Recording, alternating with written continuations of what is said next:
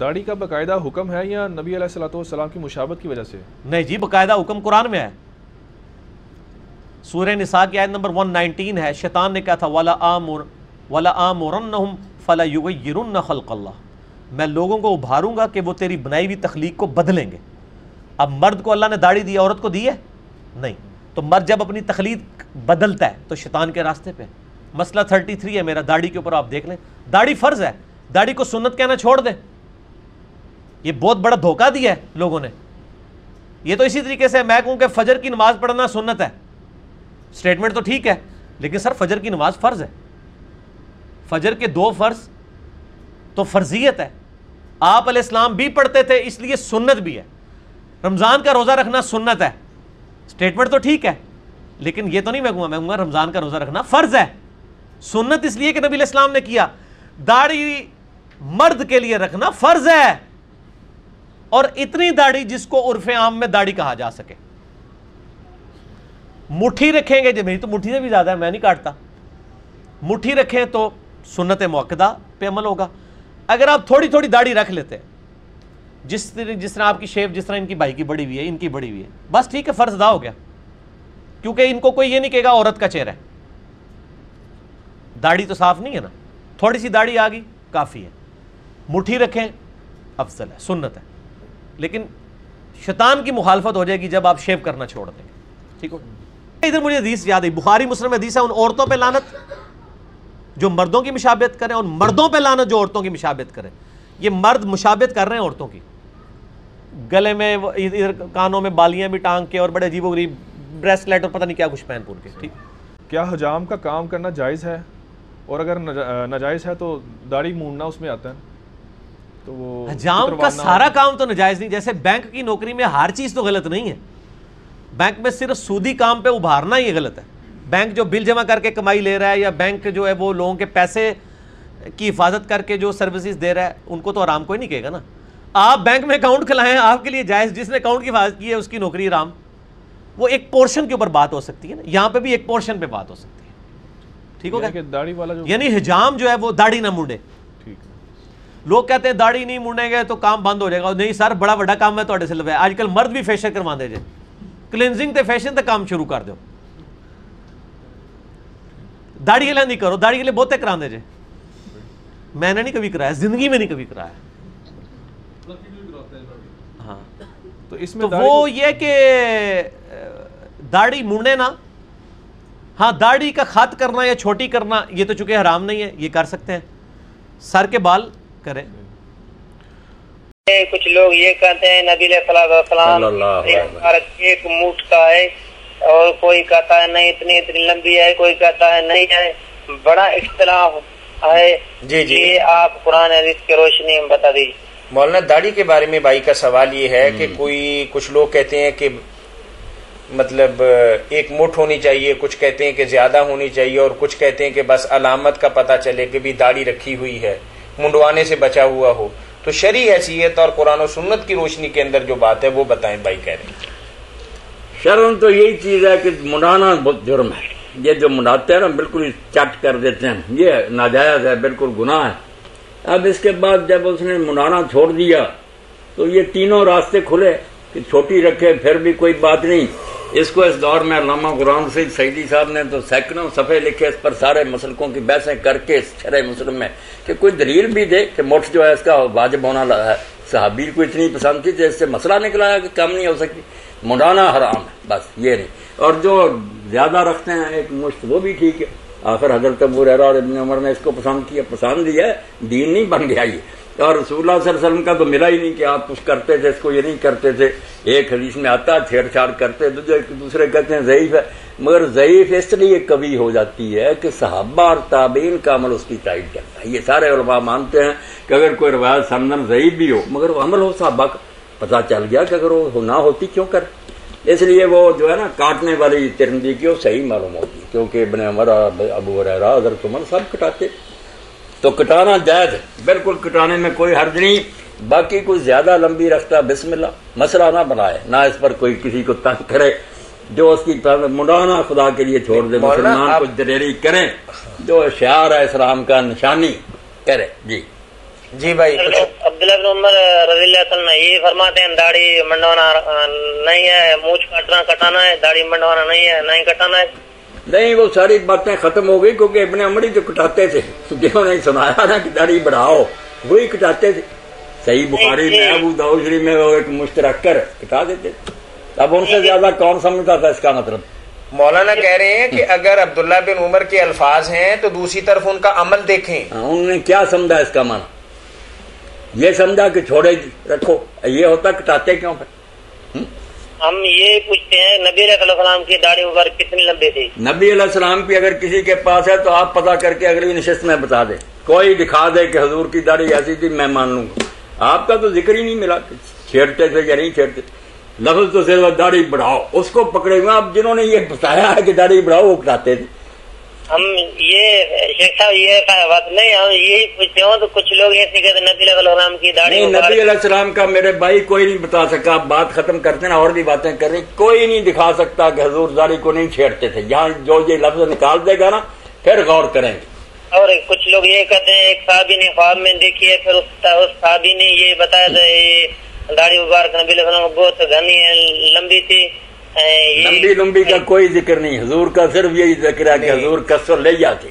کسر لیا اور ہوتے، میں کسر لیا نہیں، میرے بال بہت نا تھوڑے تھوڑے ہیں. کس ہوتا ہے کہ گھنے بہت زیادہ بال. یہ لمبی نہیں بتاتا کہ لمبی تھی یہ چھوٹی تھی، صرف گھنے تھے بال. آپ کے چہرہ مبارک پر بال بہت زیادہ. چلیں آپ اگلے ہفتے تک کچھ تحقیق کر کے رکھیں، پھر ہمیں کال کریں. باقی بات پھر اگلے ہفتے پہ اٹھا رکھتے ہیں. سینہ ڈھانکی، سینہ تو ڈھانکتی. اگر کوئی آدمی موٹا تازہ ہو بے شک اس کی مٹھی ہو، یہی سینہ کو ناپ ہے، یہاں تک ہی ہو. اچھا کوئی دلیل نہیں ہے کہ لوگ بڑی لمبی کی جو باتیں کرتے، کچھ نہیں اس میں. وزن رکھتے ہیں تو رکھتے رہیں، مگر دنیا کو تنگ نہ کریں. کٹانا بالکل جائز. محدث الاثر جو علامہ اپنے البانی، ان کی لے لینی چاہیے فتاوی البانی، سیڈی بھی ملتی. انہوں نے اس سے آگے بڑھ کر بھائی سلسلہ الحدیث بدعت کا کہ لمبی داڑھی کہتے ہیں، ایک بھی لاؤ سلف میں. تم نے داڑھی بنا رہی ہے لمبی. بدعت ہونے کا فتویٰ دیا کہ سلف کے خلاف مانا کرتے. جنہوں نے کوئی زبان عربی تھی انہوں نے کیا سمجھا تھا؟ صرف موننا چھوڑ دو. اب مولانا جس کی تو پوری داڑھی ہے وہ تو سمجھتا کہ اس کے بغیر تقوی کی تکمیل نہیں ہوتی. نہیں، وہ اپنا تقویٰ اس نے بنایا ہوا. اور کچھ کہتے ہیں جعلی حدیثیں کہ ایک صحابی تھا، اس کا ایک ہی بال تھا، اتنا لمبا تھا، اس نے یہ کر دیا. جب کہتے ہیں کہیں سے نکال کر دکھاؤ نا، کہاں یہ روایت؟ جعلی نہ بنایا کریں دیے. چلیں مولانا مہر کے بارے میں آپ بات بتا رہے تھے. میں اگر اگلے موقع ہوا نا شاید یاد رہا تو لے آؤں گا.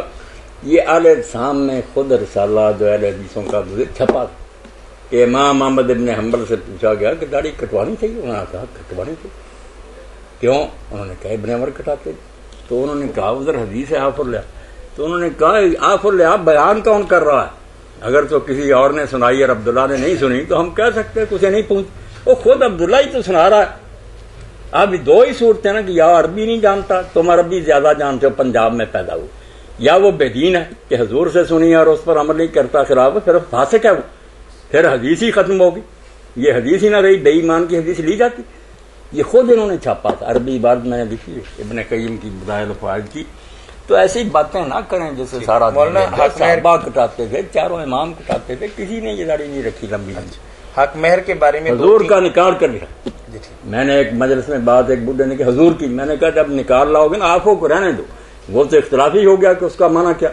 آپ کا ذکر ہو نا کہ آپ داڑھی نہیں چھیڑتے، پھر تمہاری بات میں بدل ہے کہ لمبی سنت. کہنے لگا آج بات سمجھ آئی. میں نے کہا اسی لفظ کو لیے پھرتے ہیں جس پر جھگڑا ہے کہ اس کا معنی کیا ہے.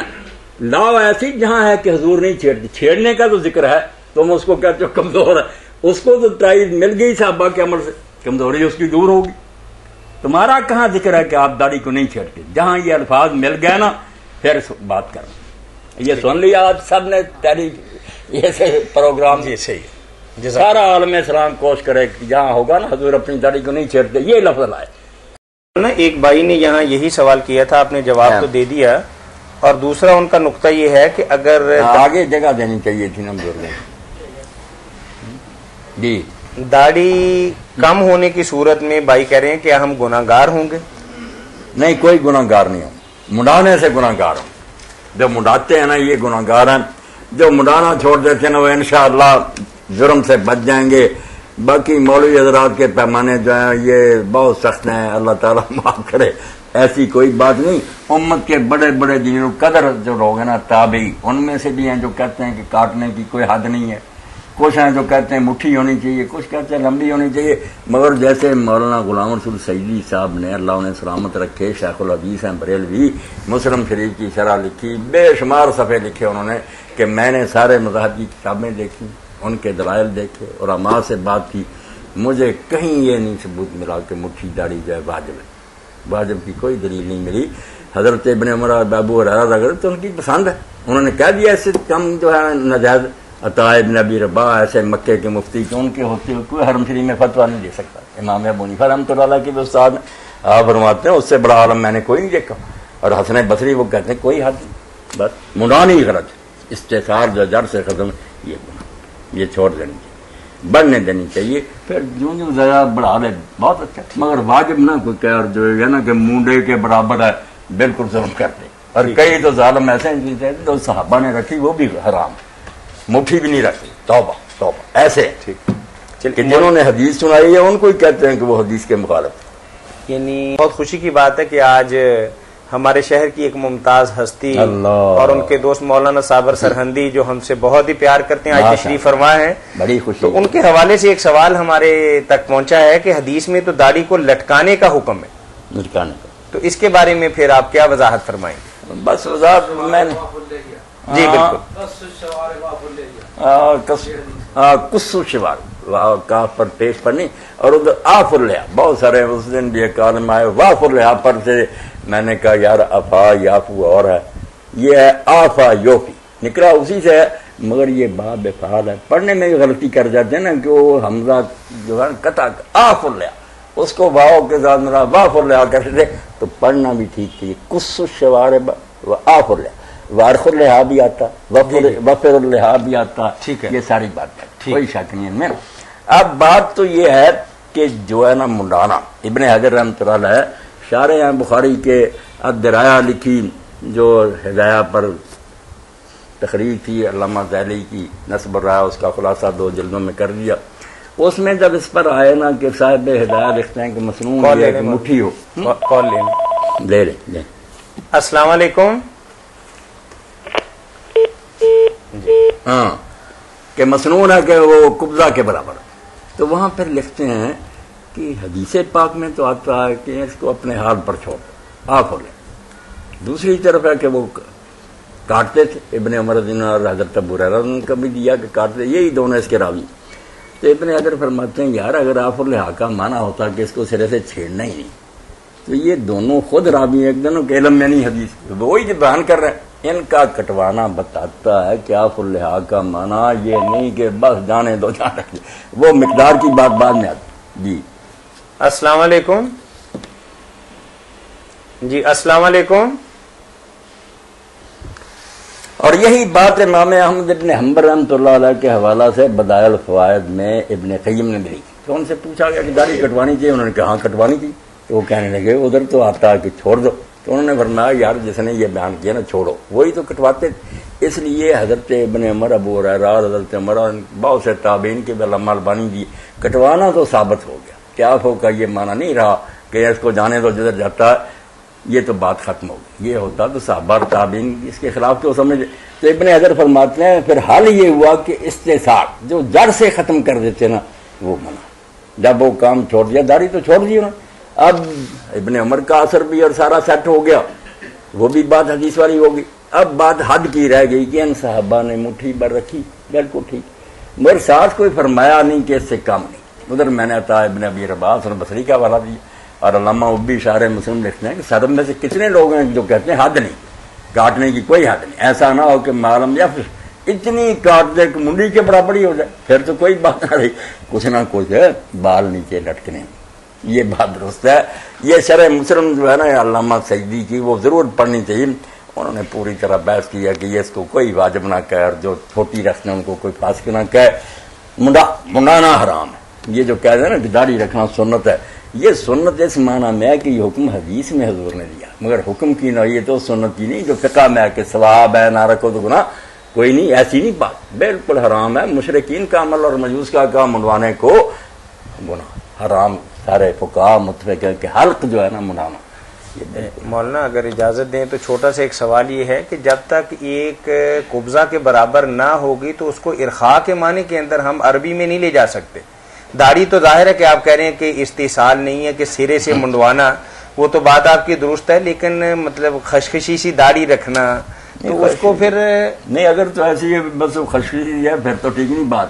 اگر بہت سے لوگ ہیں جن کی نا یہ تھوڑی سے نیچے 1 انگل 2 انگل لٹک رہے.